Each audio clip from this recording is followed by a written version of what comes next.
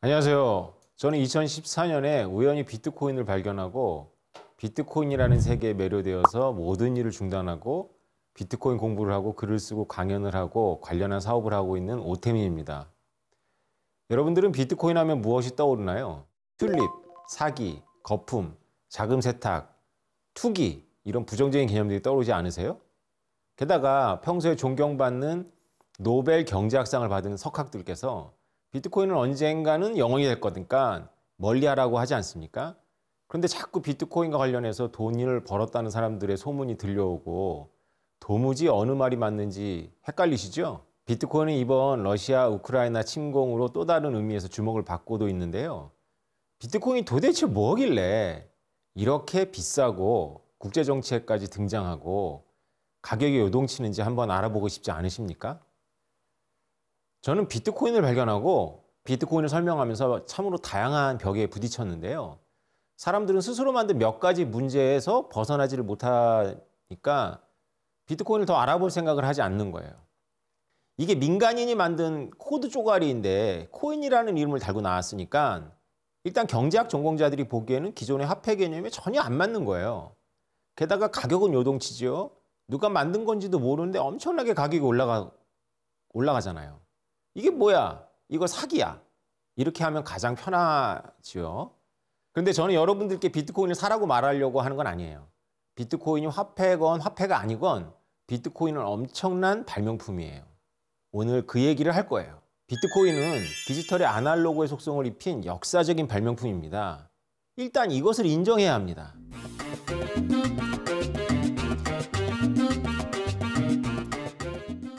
디지털 자료에 과연 원본이라는 개념이 가능합니까? 제 지식으로는 원본과 복사본이 구별이 안 될 것 같아요. 그러니까 디지털에는 원본이라는 개념이 없죠. 적어도 사토시 나카모토라는 사람이 비트코인을 발명하기 전까지는 그랬습니다. 비트코인을 처음 소개한 8장짜리 논문이 있어요. 저는 그 논문을 보고 이게 내가 알고 있는 지식으로 쉽게 판단할 수 있는 문제가 아니라는 걸 알고 공부를 하기 시작했습니다. 논문 자체가 너무 명징했고 너무 감동적이었어요. 여러분들도 시간이 있으시면 한번 읽어보십시오. 전부 다 이해를 하지 못해도 좋습니다. 그 논문은 딱 한 문제를 해결하기 위한 논문이라고 해도 돼요. 그 딱 한 문제는 바로 이중지불이라는 개념입니다. 이중지불이라는 것은 무엇이냐면 제가 여러분한테 누군가에게 돈을 주고 그 돈을 다른 사람한테 주는 겁니다. 예를 들어서 철수가 순이한테 돈을 준 5만 원을 다시 영희한테 주는 겁니다. 당연히 종이돈으로는 그렇게 할 수가 없죠. 한 번 주면 순이한테 넘어가니까. 근데 이게 디지털로는 얼마든지 할 수 있죠. 왜냐하면 원본하고 복사본의 구별이 없으니까 주고 나도 나한테 남거든요. 그래서 남한테 줄 수가 있어요. 그러면 인터넷상에서는 어떻게 돈이 거래가 되나요? 인터넷상에서는 모두 이 이중지불 문제가 있기 때문에 이중지불을 해결하는 신뢰받는 기관이 필요해요. 그것이 바로 우리가 알고 있는 은행이거나 비자, 마스터카드 같은 데죠. 그러니까 우리가 온라인에서 지불을 한다는 개념은 뭐냐면 실제로 돈이 슝 전파를 타고 가는 것이 아니라 우리가 은행 서버에서 내 계좌에서 차감을 하고 내가 돈을 주려는 사람의 계좌에서 플러스가 되는 거죠. 내가 이것을 다시 지불하려고 해도 은행이 이 사실을 알고 있으니까 할 수가 없겠죠. 그래서 온라인 뱅킹은 컴퓨터에서 컴퓨터로 이동하는 식으로 송금을 하지를 못해요. 그런데 어떤 학자들은 컴퓨터에서 컴퓨터로 이메일을 보내듯이 돈을 보내야 된다라고 생각을 해요. 그것은 제가 다음 강의 때 왜 그런 생각을 하는지는 말씀드리도록 하고요. 일단 과연 그렇게 할 수 있을까라는 질문 속에서 수십 년 동안 시도를 했습니다. 이것이 바로 이중지불 문제입니다. 그러니까 사토시 나카모토는 이 이중지불 문제를 해결한 겁니다. 그러니까 쉽게 말해서 비트코인은 은행이나 비자나 마스터카드 같이 신뢰받는 기관 없이 그냥 철수가 순이한테 돈을 보내는 거를 갑돌이, 은수, 명수 이런 평범한 사람들이 구경하면서 이것이 진본이다라는 걸 인정할 수 있는 것을 만든 겁니다. 사실은 이것은 사토시 나카모토의 고유한 생각은 아니에요. 사람들은 이 고민을 하다가 등기소 같이 만들면 되겠다는 생각을 했어요. 여러분 우리나라 부동산 등기소 아시죠? 부동산에 있는 등기는 누구나 뽑아서 볼 수 있잖아요. 그래서 제 집을 제가 2번, 3번 팔 수는 없죠. 왜냐하면 등기를 하고 나면 소유자가 바뀌기 때문이죠. 그래서 학자들은 이것을 여러 명에게 등기를 하면 되겠구나. 쉽게 말하면 철수가 순이한테 주는 돈을 영수도, 은수도, 명수도, 태민이도 다 알게 하는 거예요. 공증이라고 하죠, 이것을.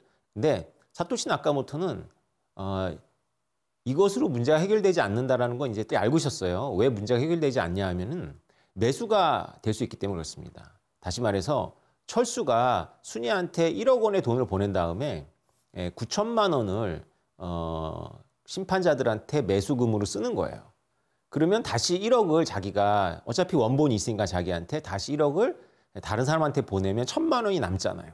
그리고 도중에 이것을 공증하기로 한 사람들은 매수를 당해서 돈을 얻으니까 이 매수를 막을 수가 없어요.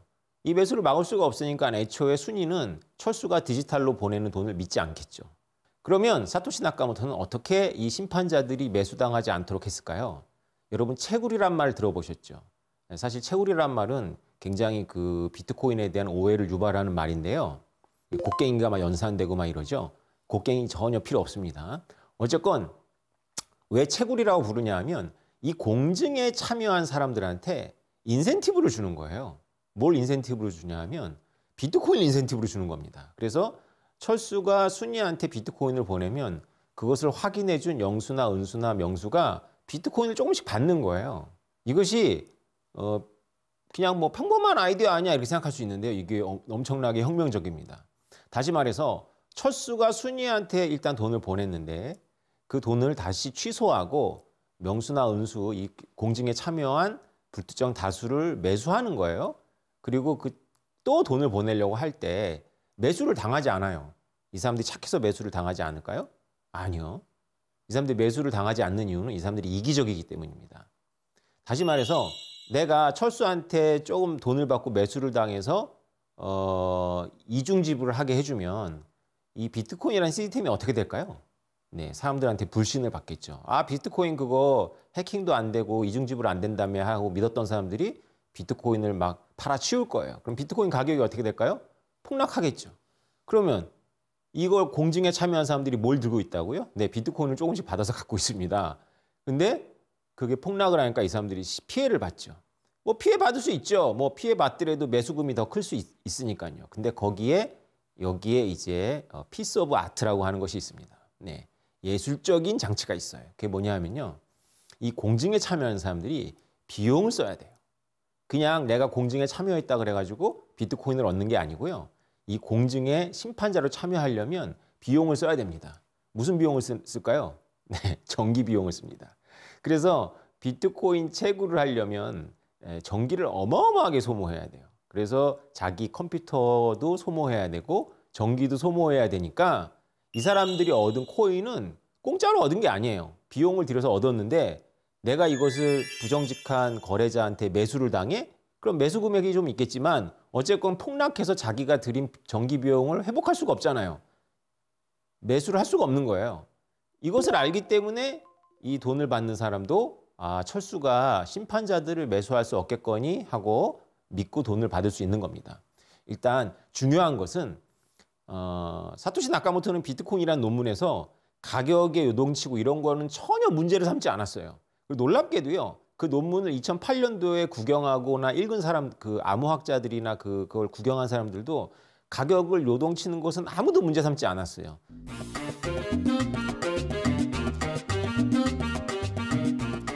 가격의 요동은요. 비트코이너들한테는 아무 문제가 안 돼요. 여러분 이상하죠? 여러분들은 가격의 요동이 가장 큰 문제라고 생각하잖아요. 근데 우리들은 가격의 요동에 대해서 아무 관심이 없어요. 왜냐하면 제일 중요한 건 디지털이 아날로그의 속성을 갖고 있는 거, 요 문제를 하나 해결하면 나머지 문제는 의외로 굉장히 쉽게 해결이 됩니다. 어떤 사람들이 이제 이것을 이 시스템을 해킹하려면 엄청나게 많은 비용이 들어가기 때문에 이 시스템은 정직하게 행위하는 그런 플레이어들에 의해 가지고 작동하게 되어 있다. 그래서 거래자도 정직하고 심판자도 정직하니까 시스템이 정직한 시스템이다. 라고 하고 뒤에 이제 수학적으로 이것을 논증했습니다.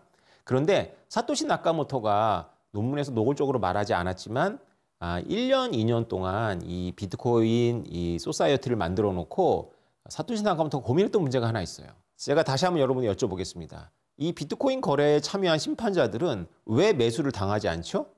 이 사람들이 이타적이라서요? 아니죠. 이 사람들이 이기적이라서죠. 자기가 손해볼까 봐 매수당하지 않는 거죠. 그런데 이럴 수 있잖아요. 정부를 생각해 보세요. 미국의 중앙 연준이라든가 중국의 중앙은행이나 한국의 한국은행이 이 비트코인 시스템이 너무 마음에 안 드는 거야. 그러면 비트코인 시스템을 없애거나 신뢰를 깎아먹게 하고 싶어. 그러면 내가 돈을 쓰고 전기를 막 쓰더라도 심판자로 위장을 하고 들어오는 거죠. 그래서 거짓된 거래를 막 기록하고 막 해방을 막 하는 거예요. 그러면 코인 가격이 떨어지는데 이 사람들은 전기를 쓰고도 행복한 거죠. 왜냐하면 자기네들이 이거를 파괴하러 들어왔으니까. 이해가 되시죠? 네. 이것을 사토시 나카모토가 언급하지 않았어요, 초기에. 왜냐하면 언급하면 그 공격이 들어오잖아요. 그래서 침묵했습니다. 그러나 알고는 있었어요. 그리고 조용하게 기다렸어요. 이것이 바로 이 비트코인이 강한 이유입니다. 자, 어떻게 기다렸냐 하면요. 비트코인 1달러를 넘기를 기다린 거예요. 이것은 상징적인 의미가 있는 겁니다. 비트코인은 처음에 몇 센트도 안 됐어요.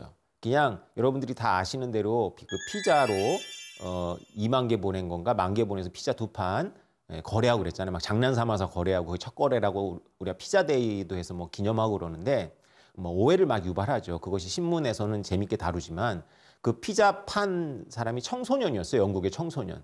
그래서 비트코인 1만 개를 얻어서 그 친구가 지금 억만장자가 되어야 되잖아요. 근데 전혀 아닙니다. 한 10배 팔았대요. 네. 그래서 그게 누군지도 다 나와요. 근데 이제 그렇게 장난스럽게 했기 때문에 1달러를 넘지 못했는데 사토시 나카모토는 계속해서 이메일로 사람들한테 비트코인을 설명하면서 기다립니다. 뭘 기다리냐면 비트코인이 가치를 가질 때까지. 그것이 이제 1달러라는 거예요. 여러분 비트코인이 10만 달러, 우리나라 돈으로 1억, 1억 2천만 원을 넘으면 엄청난 뉴스가 나올 거 아닙니까?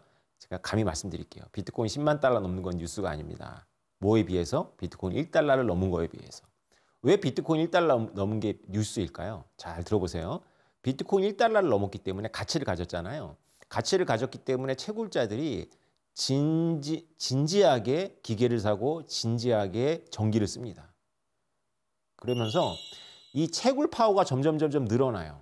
비트코인의 채굴에 참여하는 사람들은 자기가 새로운 코인을 얻기 위해서 참여하지만 채굴 파워가 점점 늘어나면은 이게 금고라고 치면 금고의 외벽이 두꺼워지는 거거든요.